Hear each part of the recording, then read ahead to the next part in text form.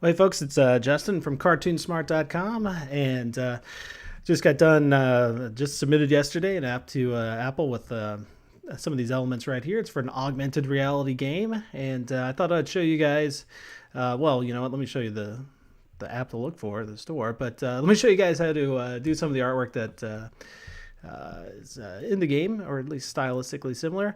So you've got these kind of gears over here, and I thought that would be a good thing to teach you guys how to draw in Adobe Animate. So let's start with a new document over here, and I'm kind of partial to a light gray background whenever I'm drawing things. I feel like white's a little too I don't know, on the nose maybe. All right, so what we're gonna do is we're just gonna start off with a circle, and let's go ahead and just make it black for right now. So this is the fill color. This is the stroke that would appear around it. So you can see there's the blue stroke around it. We don't really need that for right now. Let's just go ahead and get a circle in here, and what we want to do is just kind of center it up.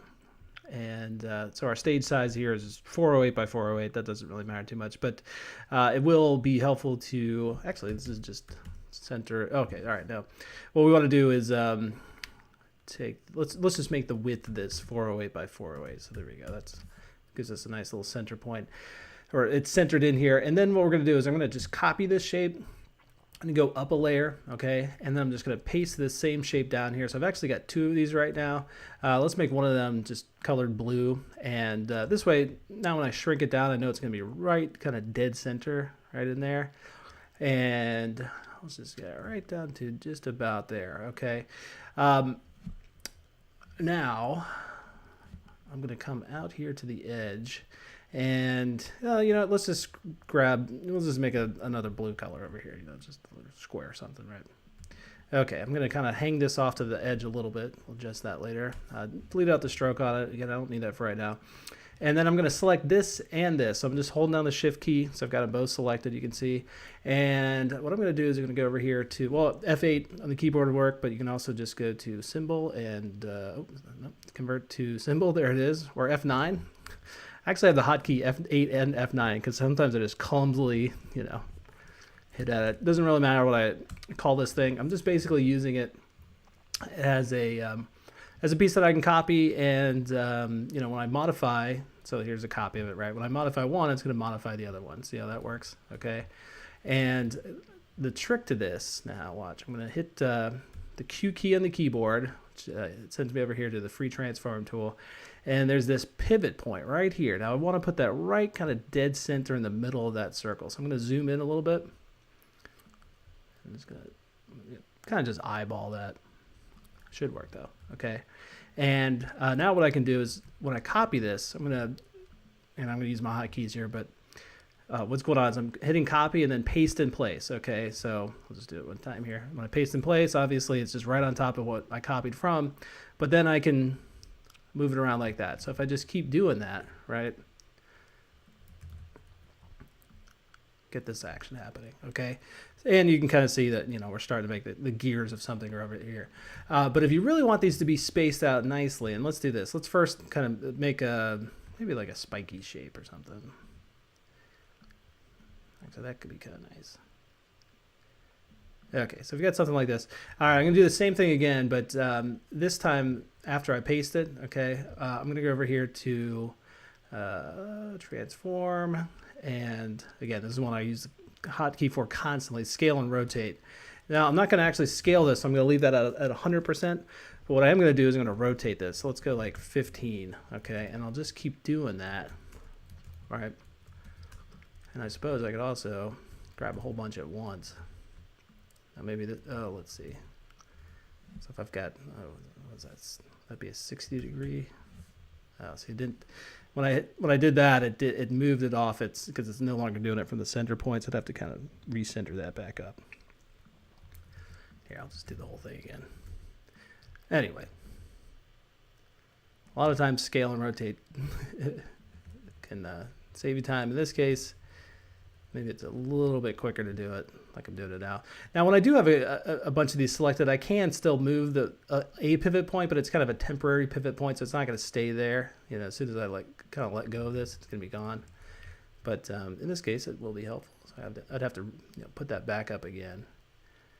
Okay, and it looks like got about one too many on here. And I probably should have been, let's see, how many times does 15 go evenly into 360? I can't remember if it does or not. If there's any remainder, because we might be looking at the remainder right there. I'll kind of nudge that over just a little bit. Maybe I didn't even, yeah, well, there we go. It's close enough. All right, so now we've basically got our shape over here, right? And at this point, what you might want to do is you might even want to copy this into a different file, just to kind of leave it there and go back and work on it, or use it again for another different type of shape. Because now at this point, what we'll do is we'll start kind of figuring out how we really want this thing to look. Do we want it to be spiky, like some sort of shredding wheel, like that? And this would probably go there just a little bit. Once you've kind of got the main shape down, right, do this. Go ahead and just select everything and break it apart. Okay, so now you've got basically the raw kind of fill artwork for all of this stuff. And then let's just go ahead and make it all the same color. Okay, so now we're still on two different layers here. Let me go ahead and just put this one. Actually, you know what, before I do that, oh no, never mind. Okay, we'll combine them together. I'm gonna move this back down so it's within the our main stage here. And okay, all right. So let's add obviously some detail to this. Let's make it kind of a nice gray color. And I'm gonna grab the ink bottle tool, and I'm gonna set this to be black, so I can make a stroke around it. Yeah, that's the one point that it's kind of not perfect. Now, keep in mind, it might look like I'm sort of making an overly thick line over here, but if this was going to be an element for one of your games, for example, let me just make it into a symbol real quick, and I'll scale it down. That black line is not going to be as prevalent as it is, at this kind of depth level. So let me back up a little bit. Okay, so let's toy around just a little bit. I'm just gonna copy this gray shape that I've got over here. I'm gonna put it up on top of here, and scaling this down is not going to really work too well. You can see that we kind of lose the alignment of the these endpoints over here.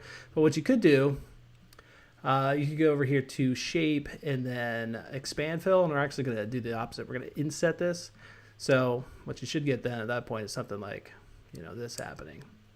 And you could just use that for kind of like a little extra coloration on it, something that looks just a tad different. You can also move it around slightly, and that might give you a kind of depth effect, right? So for example, actually probably what you'd do is you'd make this darker. So something like this. So it kind of looks like it's raised up a little bit, and maybe this is not the best angle on it to see that.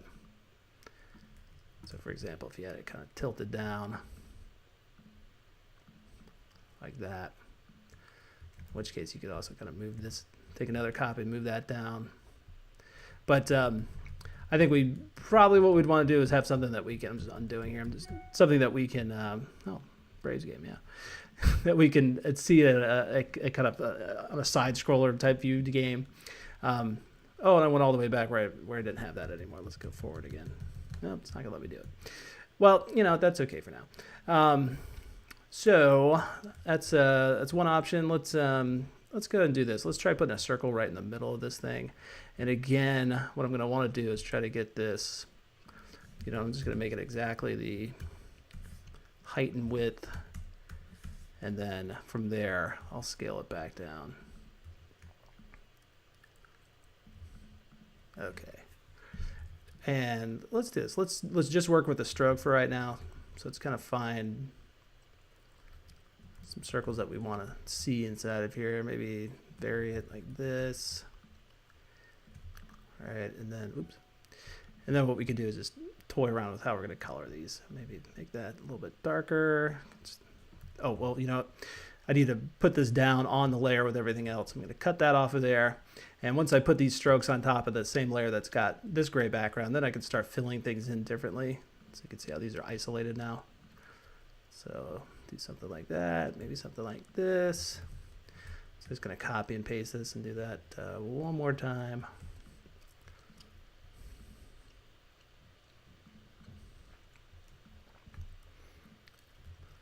And you might even want to think about, let's do it where we can kind of see through here a little bit. Maybe even make it so you can see through the background. Could look nice in the game. Look, I've still got something below here. Yeah, that. Let me go ahead and just put this down onto here, and then that way I could select this and you could kind of see through it.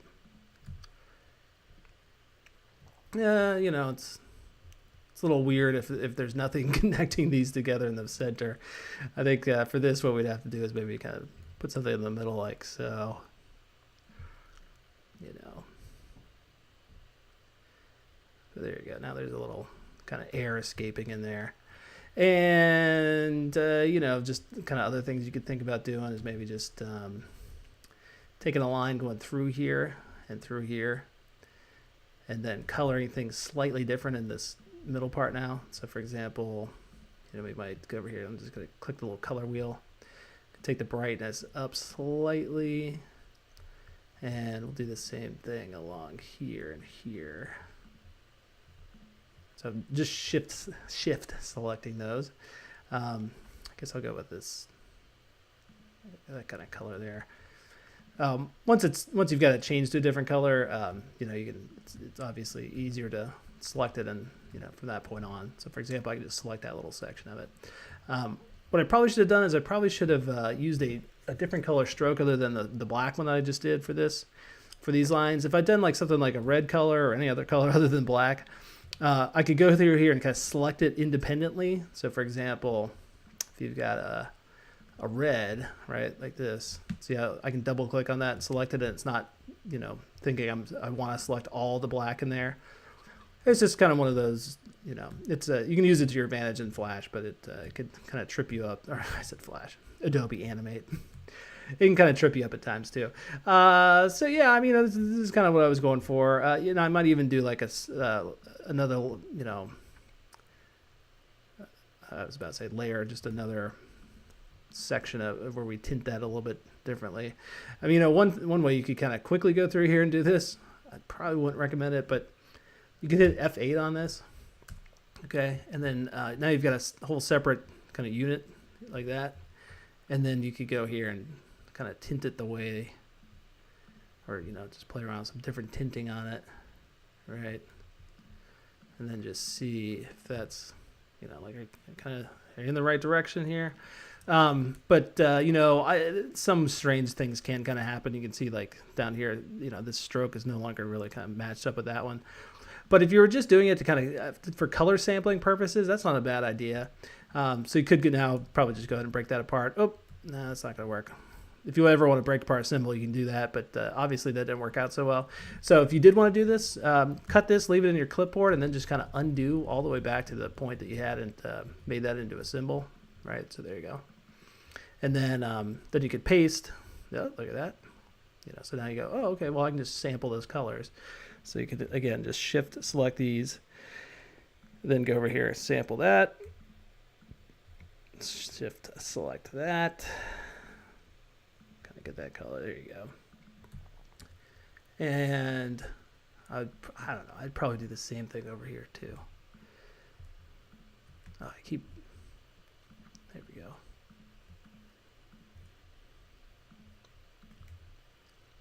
Okay. And then, you know, keep in mind you're seeing this, again, you know, very zoomed in.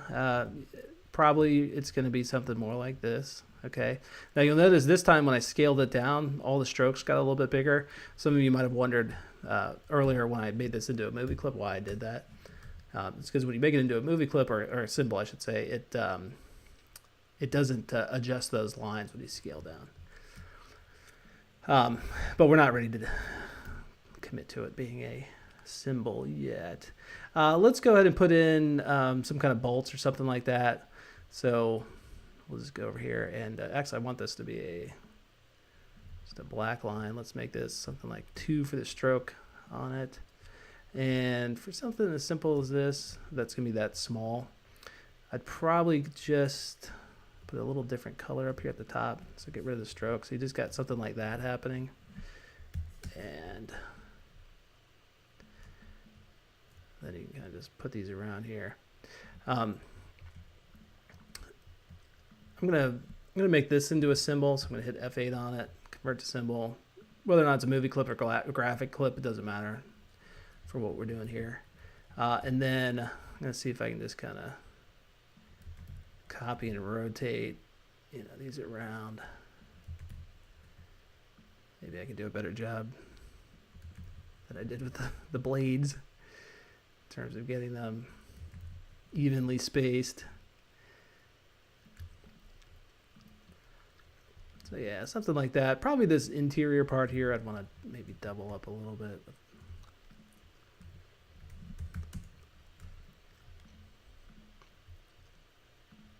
Let's sample that color there and then maybe get rid of that. Yeah, so something like that. All right, let's do this. Let's go ahead and make it into a symbol, okay? So that way we can kind of look at it at this height and then also a separate height over here. Yeah, that could work. If you want to get kind of gory with it, you could always take, so I'm going to shift select. Oh, you know what, I'll just get all of it here. All this, this outer part, that part right there. And I'm going to copy it. I'm going to go up 2 layers. So I've made 2 extra layers over here.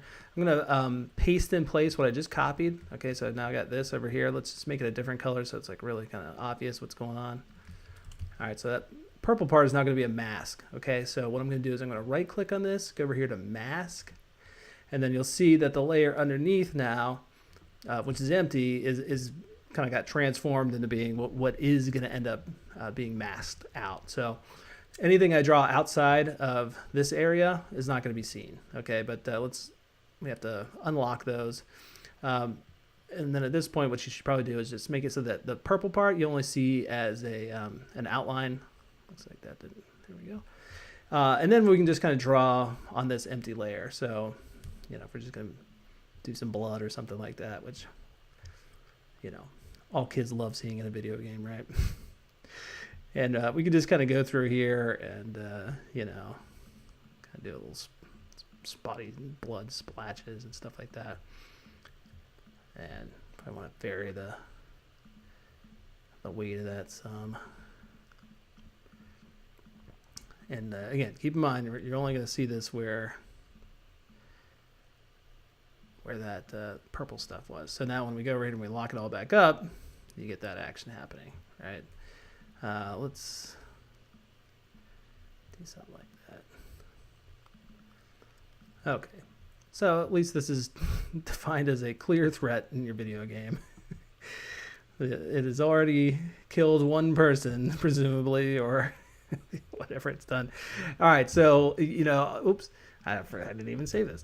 Let's do this. Let's see how this might look animated.